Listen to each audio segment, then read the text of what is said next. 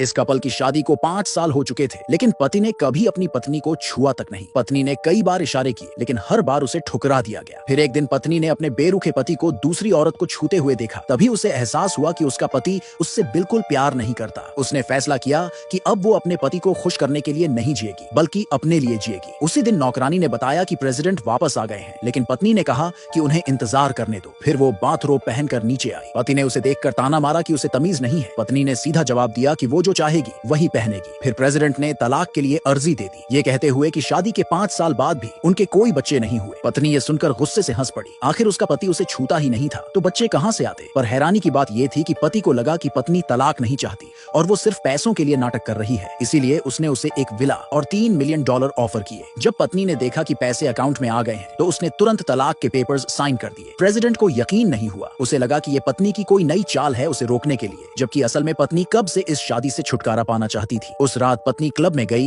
ताकि किसी नए पार्टनर की तलाश कर सके। वहीं उसकी नजर अपने पति और उसकी माशूका पर पड़ी। पति को लगा कि पत्नी ने उसका पीछा किया है, तो उसने उसे चेतावनी दी कि वो अब उसे तंग न करे। लेकिन पत्नी ने सीधा जवाब दिया कि वो इतनी फुर्सत में नहीं है कि उसका पीछा करे, वो तो बस एंजॉय करने आई थी। तभी उसकी नजर एक हैंडसम लड़के पर पड़ी। उसने उससे फ्लर्ट करने की कोशिश की, लेकिन लड़के ने उसे मना कर दिया। असल में वो लड़का एक अमीर खानदान से था और उसे अपनी तरफ लुभाने वाली औरतों की सच्चाई पता थी। उसने पत्नी को सलाह दी कि किसी और को ढूंढ ले, लेकिन पत्नी ने कह दिया कि उसे उसी के जैसे मर्द पसंद है। लड़के को समझ आ गया कि वो झूठ बोल रही है, तो वो वहां से चला गया। पत्नी ने उसका पीछा करने की कोशिश की, लेकिन तभी उसका हाथ उसके पति ने पकड़ लिया। पति ने उसे याद दिलाया कि अभी तक उनका तलाक नहीं हुआ है, इसलिए उसे दूसरे मर्दों से दूरी रखनी चाहिए। पर पति की ये बात सुनकर पत्नी की और ज्यादा हिम्मत बढ़ गई। अब तो उसे और मजा आने लगा था। पति ने उसे वापस घर ले जाने के लिए $5 मिलियन का और ऑफर किया, लेकिन पत्नी अभी और मस्ती करना चाहती थी, इसलिए उसने उस लड़के को फिर से ढूंढा। उसने उसके कंधे पर हाथ रखा, लेकिन लड़के ने उसका हाथ पकड़कर दीवार से सटा दिया। पत्नी ने आगे बढ़कर उसे किस करने की कोशिश की,